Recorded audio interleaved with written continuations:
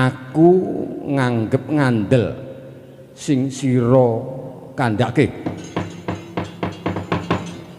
Wong tuaku dawuh ing yen to ana wong murat Murwakala bisa njlentrehke apa sing ana saranduning badanku, mongko ya kuwi dalang Purwasejati aja kok memungsui.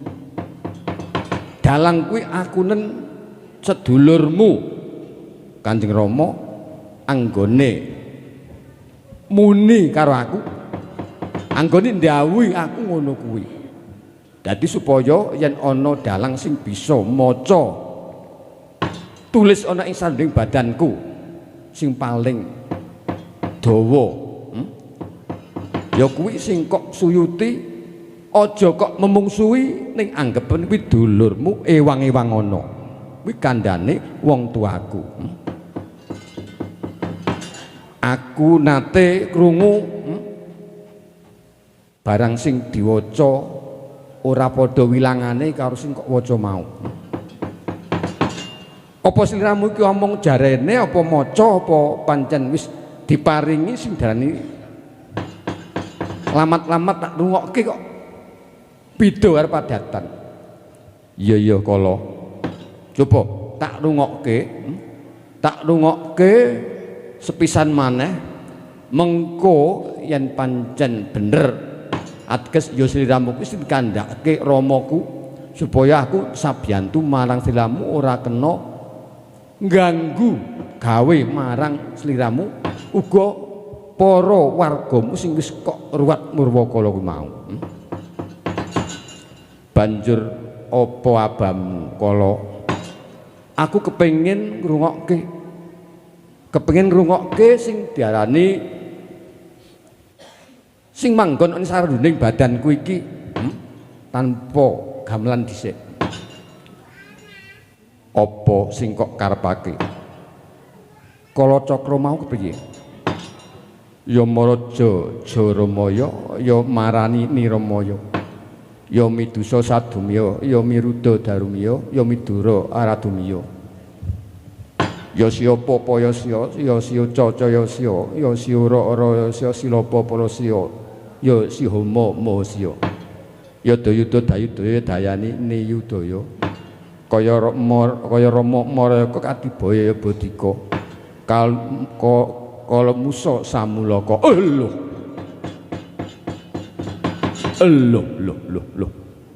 Dadi wilangane ora padha karo Kala Cakra sing nate tak mirengke. Ya aku percaya yen sliramu iki pancen sing dikarepke marang wong tuaku. Kudune aku mbopo marang sliramu. Kudune aku suyut marang sliramu. Ya wadyabalaku tak jake bali. Ora tak keperangake ganggu gawe marang Bapa Widodha sakeluwarga apa meneh marang sanak sadulure kabeh sing ana kalungguhan iki bodho sayek saeka kabeh anggone kembul niat kembul donga ya kuwi ngestreni sing dadi kekarepane Bapa Widodha anggene Murat Murwakala. Sepisan maneh aku sangonono tak nggone bali kena tak wiwir kena tak nggih pepeling kena sangumu mengko tak gawene ayeming atiku dalang Kandhabuwana. Ya yen pancen kaya mangkono sing dadi kekarepanmu Kakang Yoga Panjak onekno sesingiran singir utawa sing diarani anggonmu bodho gegladen ya kuwi sirullah istighfar sholawat karben Bathara Kala bali marang mula-mulanira. Nemro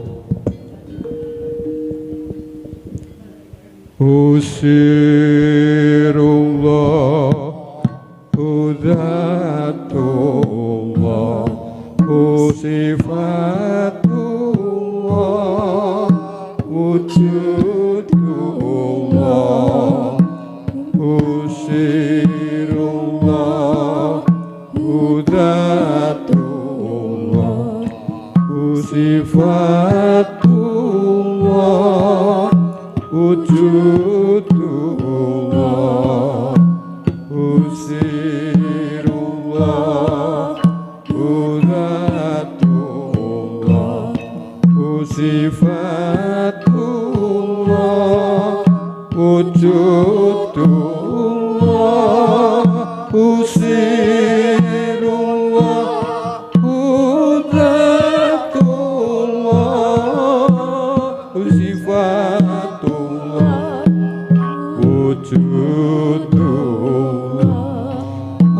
astaghfirullahaladzim astaghfirullahaladzim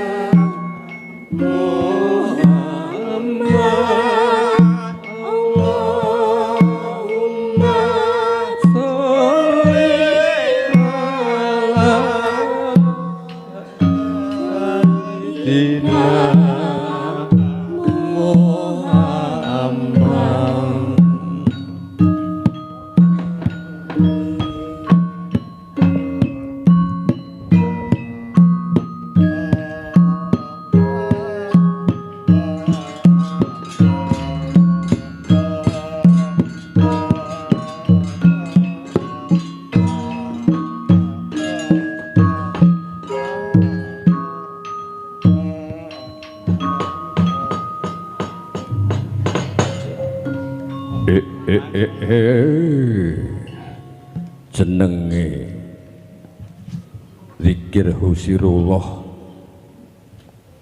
istighfar sholawat adu kaya gedhuk kedumuk kang dadi atiku dalang Kiai Dalang. Yo matur suwun aku sak wadya balaku ora bakal ganggu marang sliramu, ora bakal ganggu gawe marang Bapa Sukawidodo Ibu Gustiah apa meneh Sindi Putri Aprilia.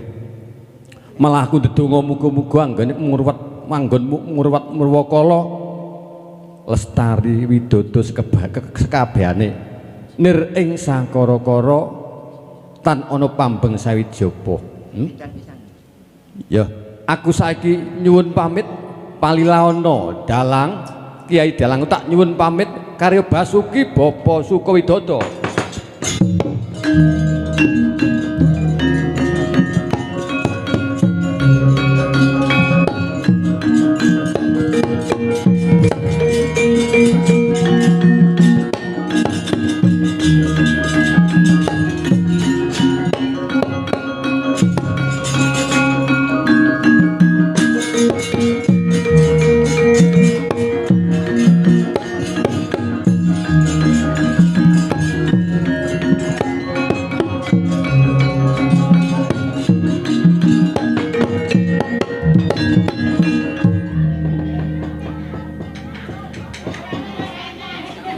niki dereng rampung nggih. Yen niku asal dipun beto, yen niki rin, niki dedungane rin. Oh nggih, monggo nggih. Nggih.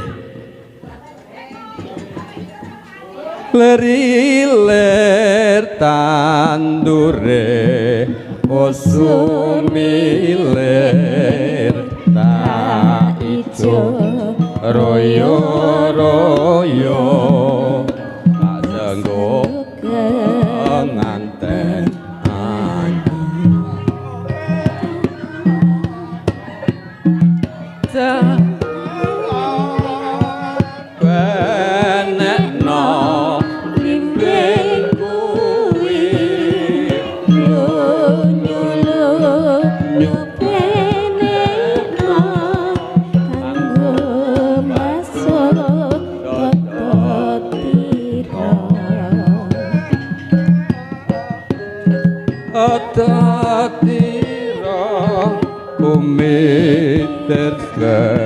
daeng pinggir domona jumatana kanggo sepo mengkusuri bongane jalangane bumbung jembat kalangane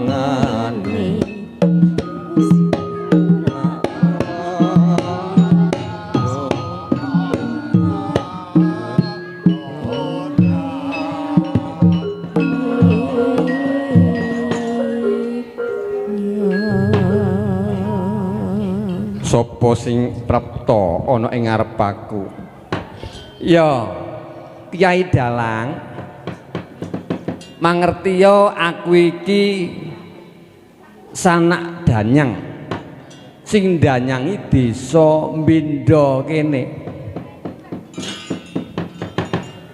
sanak danyang sing babat banjar pekarangan ing desa Mbindo kene iya biyen nalika aku isih muda, isih kuat kang dadi awakku. Sing babat banjar pekarangan kene iki aku. Mula wis jumbuh banget. Ing yen to siramu kuwi murwat murwakala nimbali sliramu sakanca. Ki Dalang, Kyai Dalang, ya ana paran. Apa Bapa Widodo iki nyediakake kang dadi cok bakal yen ana aja dadi gumbiraning atimu dir Bapa Widodo punika Bapa Widodo ki salah sijining pawongan sing lair ana ing taun-taun iki mula durung mangerteni kang dadi karemanmu ananging coba delengen cok bakal wi ana apa ora. Oh iya ana mangerti ya cok bakal wi bebakalane desa dadi ngaweruhi pebakaling desa kene ora ana alane lan kuwi ngono ngepasi sing dadi kekarepanku aku kuwi disanak wae diweruhi wae wis lega atiku. Kyai Dalang, iya kepriye? Aku melu donga, iki cok bakal tak gawa lilakno. Cok bakal tak gawa lilakno kang dadi atimu. Muga-muga Bapa Widodo anggene murwat murwakala tansah lestari Widodo cepak rezekine miyang kabeh samubarang lan kasembadan apa kang sinedya kang kasti dadi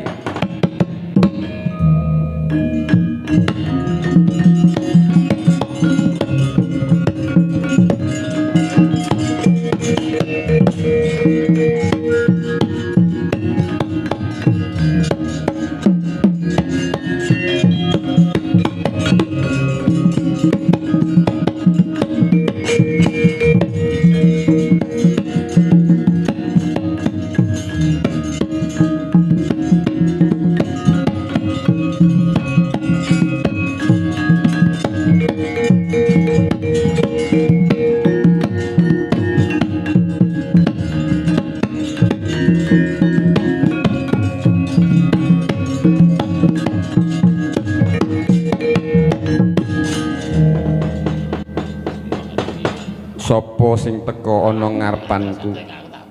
Aku sing diarani Kaki Among. Aku Nini Among Ki Dalang.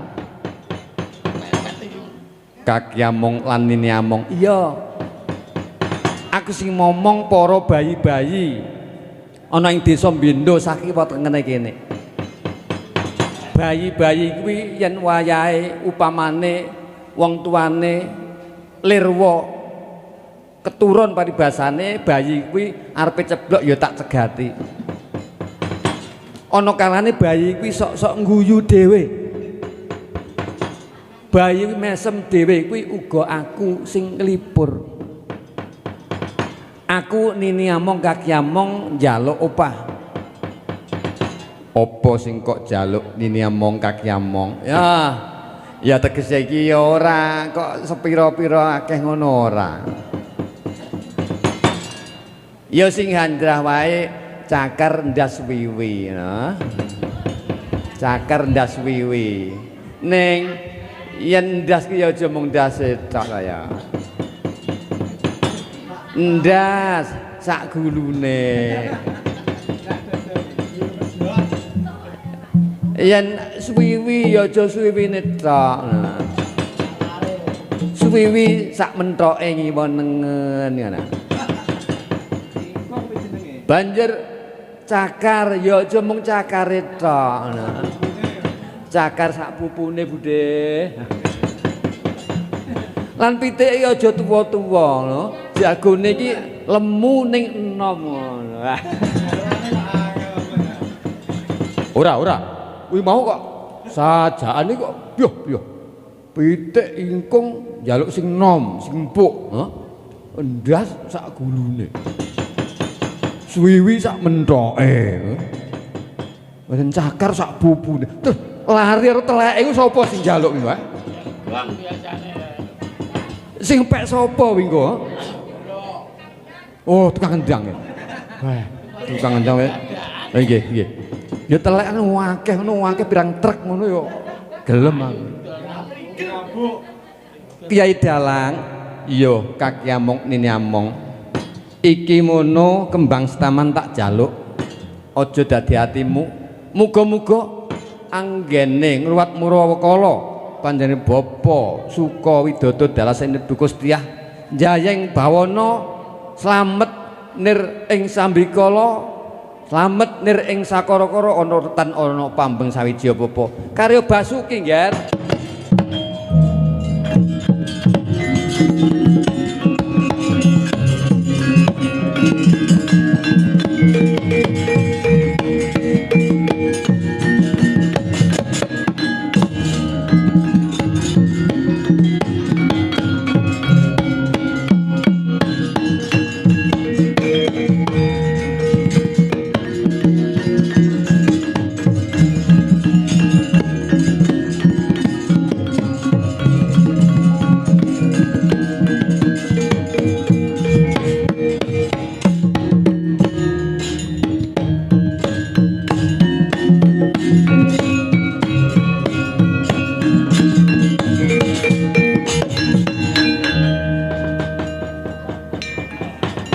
Iki sapa sing teka ana ing ngarepanku? Aku mono sing diarani Poto Joko Pangon. Poto Joko Pangon. Ya. Poto Joko Pangon kok teka ning ngarepku ana apa? Aku ngelingke marang Bapak Widodo. Sakiwa tengene. Biyen iki adat saben yen kala-kala ki ana slametan. Ana wilujengan kuwi padha ngawruhi aku Poto Joko Pangon bener apa? Pangone Bapak Widodo sapi sing gawa digedhi ning mburi kae. Wedhus, iwen, pitik, mentok lang sapi tunggalane. Kae mono sing reksa aku. Anane kabeh ki padha mulih dhewe-dhewe ki sing ngengon ki aku.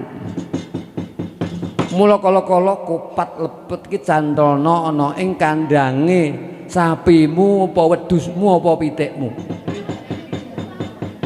Kopat lepet kuwi mono kanggo nengeri ing yen to sejatine aku kuwi mbok sabiyantu malang sliramu. Putu Joko Pangon, ya ana apa? Kusik to. Ngono ki kok dadak nyuwun opah ki ana apa? Ana apa kok dadak nyuwun opah? Ngerti ya? Kiai Dalang. Satemene iki para leluhur iki wis maringi conto. Nduduhke ing yen to Gusti Allah ki ana. Banjur kon sedekah bumi, kon sedekah bumi supaya ndang cek yen to Gusti Allah ki ana. Ala kok ndadak nggawe foto Joko Pangon kaya kowe kuwi kepriye? Lho. Ala kesuwen lho. Diarani kon mercaya ing yen to Gusti Allah ki ana kok pijer alasan wae. Pijer alasan wae. Banjur didendeni. Dadi ibaratke bocah cilik dikongkon tuku rokok wong tuane. Le, aku tukokno rokok ora gelem. Le, aku tukokno rokok mengko yen kok tukokke rokok tak wenehi permen. Nah. Isih panggah ora gelem. Banjur di geleme nukokke rokok dipecut. Nah. Dipecut ngono supriye dewasa atine dimen gelem nuruti kang dadi pamurute wong tuane. Nah, Gusti Allah ya mangkono kuwi. Para luhur mbiyen ki menehi pelajaran, menehi sesorah, menehi pituduh. Ya kuwi kon sedekah bumi supaya ndang cek enggal gelem ngerti yen kuwi iki nyodakoi bumi. Ala kok dudu nyodakoi demit dudu. Wong biyen ki krunguku, sak krunguku yen sedekah bumi ki niate Bismillahirrahmanirrahim. Nyat ingsun aku sedekah bumi paring marang Gusti Allah muga paring kewarasan kabagas warasan aku anakku sak keluargaku. Barang sing tak tandur dadya ngrembaka dadya balung daging getih sing murakapi sing apik marang aku sak keluargaku. Lah kuwi unine ngono kuwi, duduk demit. Dadi aku ki mong ngiden-den wong ben ndang cek percaya yen Gusti Allah kuwi ana. Woh, kaya mangkono. Ya, ngene, Dalang, Kyai Dalang. Ya ana paran. Iki kopat lepet tak gawa. Yen ora oleh sapine Brahman Pak Sukawidodar tak tuntun. Iki mau nek kontes ning Jabal Sari kono, kontes sapi gede tak tuntun rono kapok. Ya ya. Foto Joko Pangon yen ana gawenen yen ora ana aku sing nyuwunake pangapura marang sliramu. Ya. Kyai Dalang muga-muga Bapak Sukawidodo dalasan Ibu Kustiah slamet nir ing sambikala ngarya jayeng bawana muga-muga tansah slamet donya nganti akhire.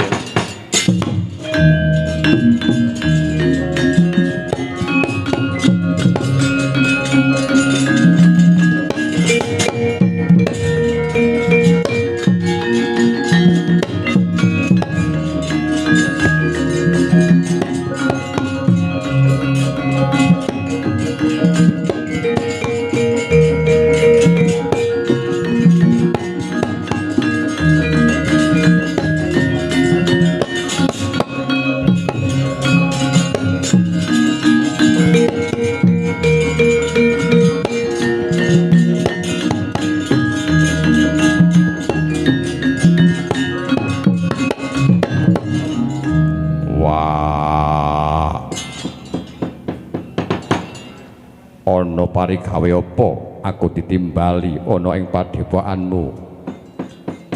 Aku ditimbali ana daleme Bapa Sukawidodo ki ana apa? Ngene Bayu. Iki mau aku murat Murwakala sing dadi putrane putra putri Bapa Widodo. Ya kuwi ngruwat Murwakala Sindi Putri Aprilia. Pisan angka loro Murwakala kang dadi sabet pekarane Bapa Widodo. iki mau wis rampung anggene Murwat Murwakala banjur yen ana reretu sing isih sumisit sing isih ndelik ana ing papan sing ora ketara mula sapanana bersiana dimen suci lestari bapa widodо anggene Murwat Murwakala yen ana samubarang sing kurang renani penggalih aku sakadang dalang kandha bana nyuwun agung isih pangapura nyuwun agung isih pangapura dumateng bapa widodо sakadang uga sakiwa tengene ana basa sing kurang meranani penggalih kurang meranani diri ora kok jarak aku ki banjur benerke kang dadi kandhaku ananging kabeh iku mau mujudke papeling mujudke pepemut marang sak kanca sadulur ambok menawa cocok ing penggalih yen ora ya ora dadi baya pangapa ayo ngger Bayu sapanana pekarane bapa widodо ngestokake dawuh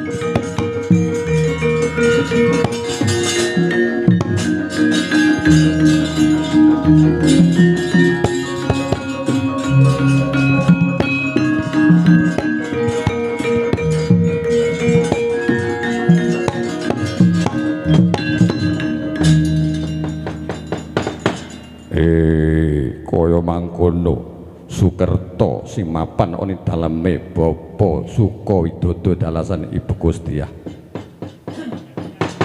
ambok menawa ana getih cinilung balung tinumpuk lemah sangar kayu angker sing kabeh wimujudke sengkala krana pangruwataning muga dadya wilujeng dadya sirna kang dadi sengkala mau retuning Bapa Widodо yen tak sapa ninggahi sapu sada Ratu Momo ngangge sapu uduk ora gaduk ngangge sapu kawat ora kuat mongak sembuh ngangge Bayu Wirayang aja pati-pati sengkala dumawah sengkala ki ajura mumur teka ing segara kidul nganti ora ana barang sawiji sing ganggu gawe marang panjenenganipun Bapa Sukawidodo.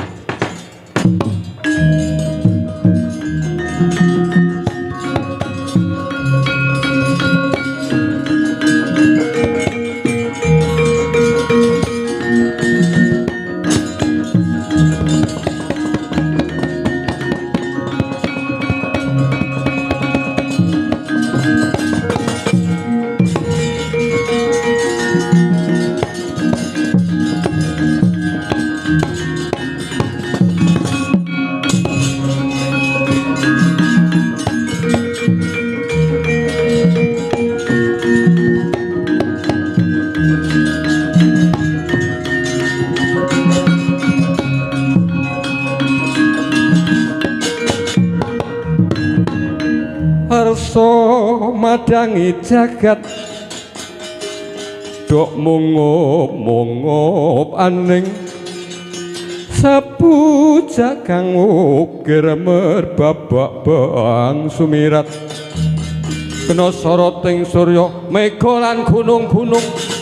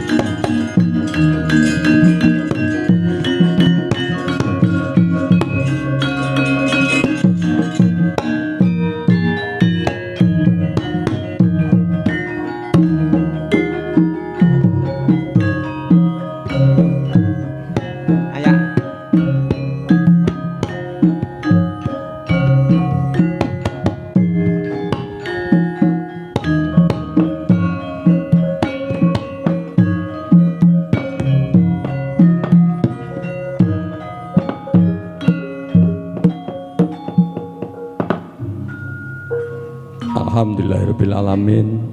Pangruatan sampun paripurna. Mugi-mugi sedaya kala au ndadosaken bapa widodo dalasane Bu Gustiah anggenipun Urat Murwakala sedayanipun. Monggo niki berkatanipun kula tambah donga lajeng mengke dipun purak nggih. Nggih, monggo diamini sesarengan, monggo diamini. Dalem didongani riyen ya sekedap mawon. Lillahi ta'ala al-Fatihah. Bismillahirrahmanirrahim. Iya kena beri Ustaz. Allahumma shalli ala sayyidina Muhammad wa ala sayyidina Muhammad wal awwalin akhirin hamda ya fi wa ni'ma yukafi mazidah ya rabbana lakal hamdu kama yanbaghi bi wajhil karim wa azimi sultanik. Allahumma shalli ala sayyidina Muhammadin sholatan tunjina biha min jamil ahwali wal afat wa taqdilana biha min jamil hajat wa tutuhirna biha min jami sayiat wa tarfa'na 'indaka ila darajat. Allahumma ya muqallibal qulub tsabbit qulubana 'ala dinik. Allahumma aftah qulubana ka futuhil arifin wa nawwir qulubana bi hidayatil yakin. Innama amruhu idza arada syai'an ayyakul lahu kun fayakun. Allahumma innaka ta'lamu sirri wa 'alaniyati wa bil ma'durati wa di hajati wa innaka ta'lamu fi nafsi fid dinni wa dunya wal akhirah innaka kulli syai'in qadir. Allahumma dfa'ana minal bala'i wal waba' wal amri wa ta'un wa raghib wal zalzal wa barakil salil ma'i wal jinni wa syaitan innaka kulli syai'in qadir.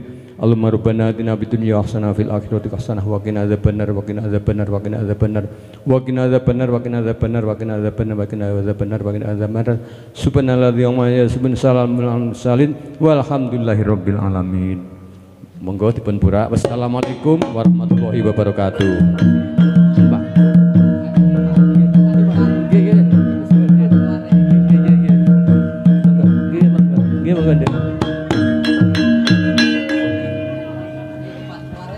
Dalam kupat luar. Oh, nggih Bu. Si Mas, kupat luar pisan kas, ya Mas. Ya, dianu apa ki pisan kas. Monggo niki kupat luare dipun nika ingkang nyepeng jenengan niki nggih, Pak. Jenengan nyepeng niki. Niki nggih kena. Bismillahirrahmanirrahim. Allahu akbar, Allahu akbar, Allahu akbar.